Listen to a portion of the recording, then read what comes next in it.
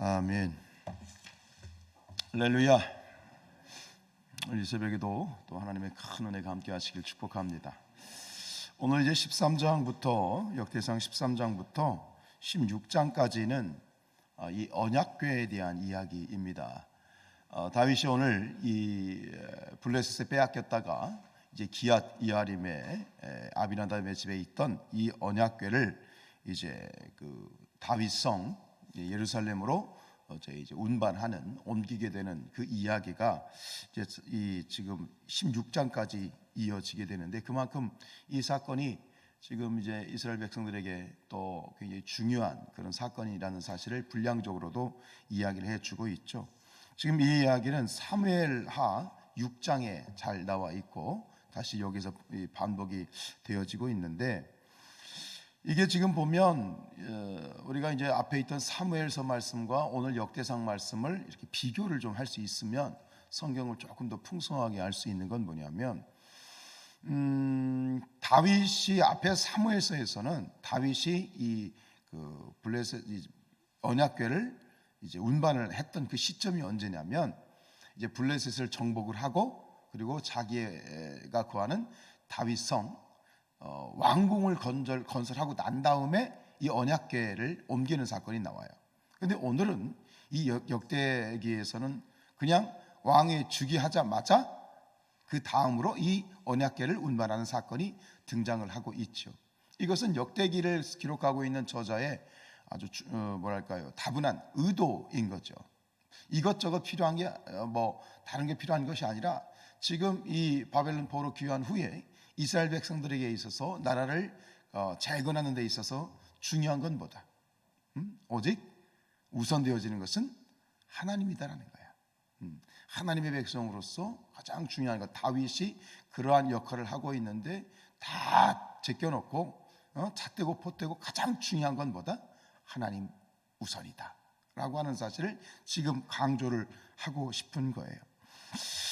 그래서 보면 이 오늘 말씀을 잘 읽으면서 또 눈에 확 들어오는 것, 마음에 와닿는 건 뭐냐면 이 1절부터 앞에 3절 부분인데, 다윗이 이 그 언약궤를 운반하는 데 있어서 1절을 한번 읽어볼까요? 1절에 보면 다윗이 천부장과 백부장 곧 모든 지휘관과 더불어 의논하고 있어요.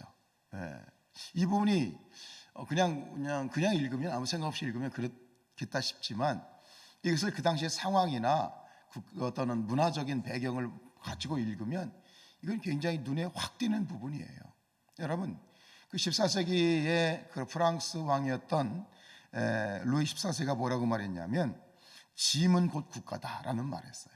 14세기에 짐은 곧 국가다, 왕은 곧 국가다. 즉 왕의 말이 법이에요. 14세기도 이랬는데 그 이전에 어떻게 했어요? 이 왕정이라고 하는 것, 왕이라고 하는 존재는 왕 자체가 법이야. 왕이 말하는 게 법이고, 그냥 왕이 말하면 무조건 백성들은 따라야 되는 거고, 왕의 말에 불순종하면 그건 죽음이었어요. 우리나라 우리 조선시대나 그렇지 않습니까? 그런데 오늘 이 다윗의 모습을 보면 이 천부장, 백부장 곧 모든 지휘관들과 더불어 뭐합니까? 의논을 합니다. 그리고 2절에 가면 2절이죠. 2절에 보세요. 또 다윗이 이스라엘의 온 회중에게 이르되 만일 너희가 좋게 여기거든, 이렇게 돼 있어. 그러니까 국가에 있는 모든 지휘관들 뿐만 아니라 백성들에게조차 이거를 오픈해 놓고 의견을 묻는 거예요. 투표하자 이거예요. 너희가 정말 좋게 여기고 이 부분에 있어서 일말이라도 원함이 부정하지 않으면, 너희가 다 좋게 여긴다면 우리 이 법궤를 저 기앗 여아림으로부터 다윗성으로 옮겨오자 라고 하는 모든 전 이 백성들, 국가의 그런 모든 의견들을 하나로 합의를 도출해 내고 있는 거예요. 이건 보통 일이 아닙니다. 이건 굉장히 시대적으로 봤을 때 굉장히 파격적이고, 이 정도까지라고 할 정도로 굉장히 중요한, 요즘 같은 세상에서야 어찌 보면 당연하다고 생각할 수 있는 그런 부분이겠지만, 그러나 여러분 보십시오. 이 오늘날도 이 민주주의 사회라고 하지만, 민주주의가 많이 발달했다고 하지만, 이 대통령이라고 하는 존재는요, 때로는 모든 국민들의 말을 다 뭐 그런 의견도 필요 없이 독자적으로 자기의 권력을 행사할 수 있는 그런 권력이 있어요. 그게 대표적인 게 뭐냐면 계엄령 선포잖아요. 어떤 위급하다고 생각하면 투표구 보고 필요 없어. 그냥 국가를 동원해서 계엄령을 선포할 수 있는 권한이 이 시대에도 대통령에게 주어졌단 말이에요. 근데 그럼에도 불구하고 이처럼 모든 의견들을 이제 하나로 모아서 합의를 도출해내고 있는 것은 그만큼 이제 새로운 국가를 새롭게 이제 재건해야 되는 상황 가운데에서 그 모든 것들 가운데 굉장히 이 다윗도 마찬가지죠. 다윗도 이제 왕으로서의 역할을 수행할 때 아주 백성들의 기반이 단단한 기반 위에서 이렇게 국가를 세워갈 수 있는 아주 중요한 그런 부분일 수 있겠죠. 그래서 모든 백성들이 기쁨으로 이제 그 법궤 운반에 동참을 했고 모든 이들이 다 기쁨으로 합의를 도출해서 으쌰으쌰 하고 있단 말이죠.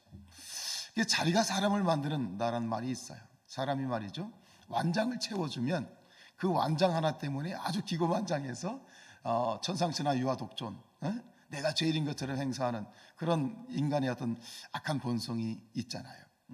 내가 권력이 좀 생기고 힘이 생기면 그걸 휘두르고 싶어해.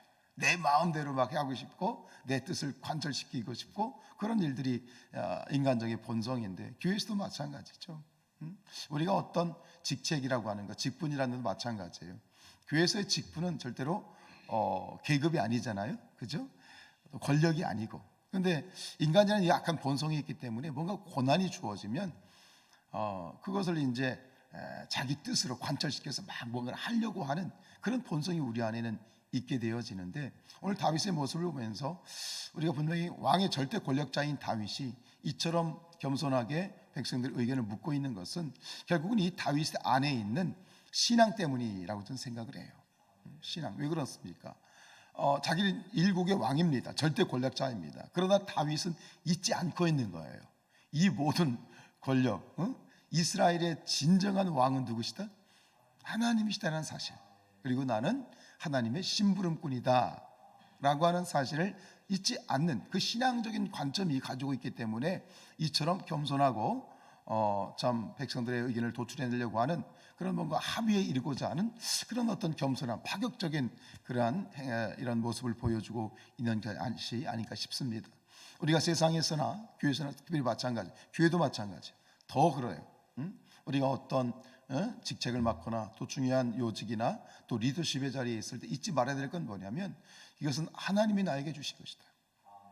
혹은 나라를 위해서 혹은 교회를 위해서 어떤 자리에 있든지 하나님이 나를 통해서 하나님의 뜻이 이루어지는 통로가 되어야 되는 것이지 나를 통해서 절대적인 어떤 권력을 행사하는. 그런데 사실 가장 위험한 건 뭐예요? 담임 목사의 목사입니다.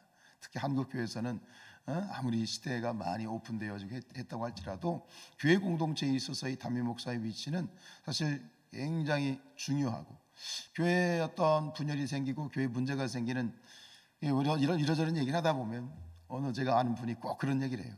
문제는 목사야. 문제는 목사야. 그래요. 맞는 것 같아요.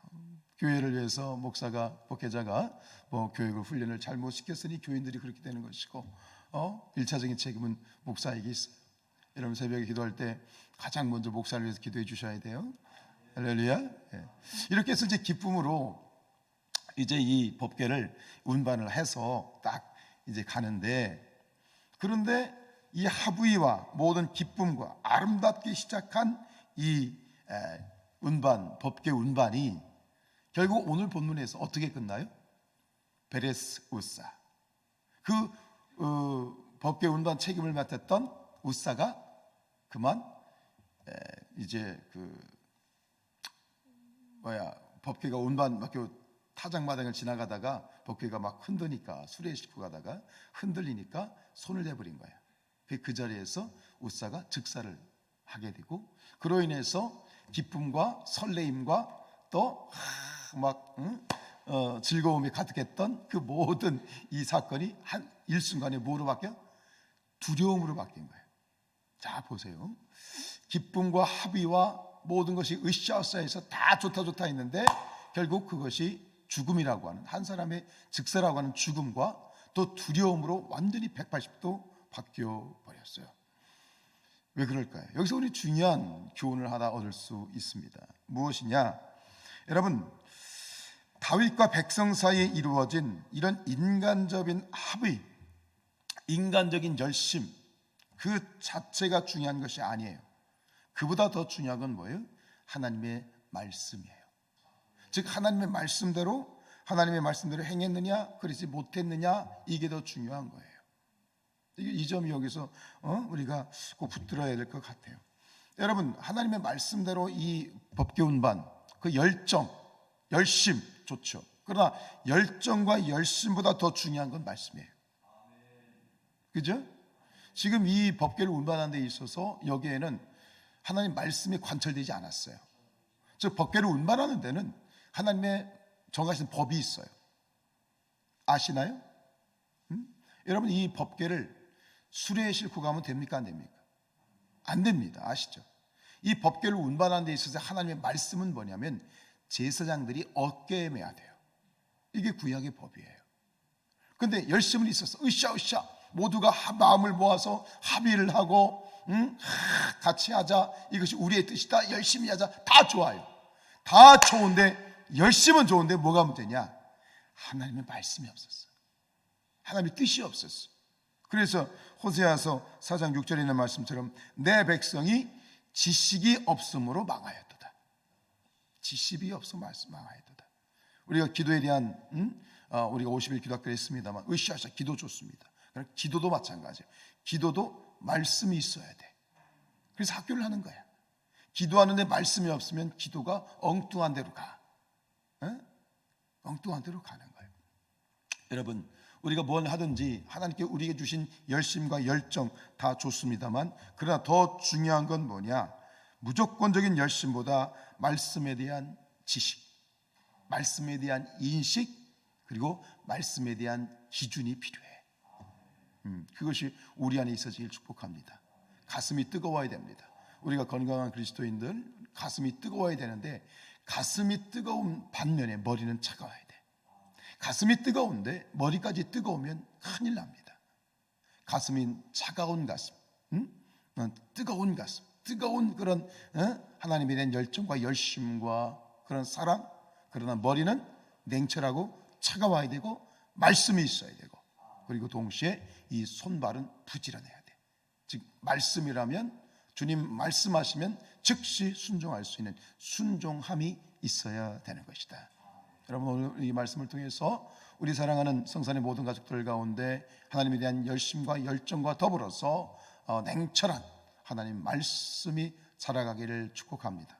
후반기를 놓고 기도할 때, 이제 앞에서 우리가 말씀 성경을 통독을 하고 기도했던 후반기에 무엇이 필요할까 하나님께 기도를 하고 구하는 가운데, 이제는 부분적으로 정말 더 열심을 가지고 하나님 앞에, 말씀 앞에 나오고자 하는 이들을 위해서 말씀을 공부하는, 말씀을 함께 나눌 수 있는 그런 자리를 좀 오픈해야 되겠다라는 마음을 주고 계세요. 광고를 하겠습니다만, 어쨌든 우리 가운데 이런 하나님의 말씀과 진리가 풍성해지고 하나님의 말씀의 그러한 칼날이, 성령의 검이 날카로워지는 그런 저와 여러분들 될 수 있기를 주님의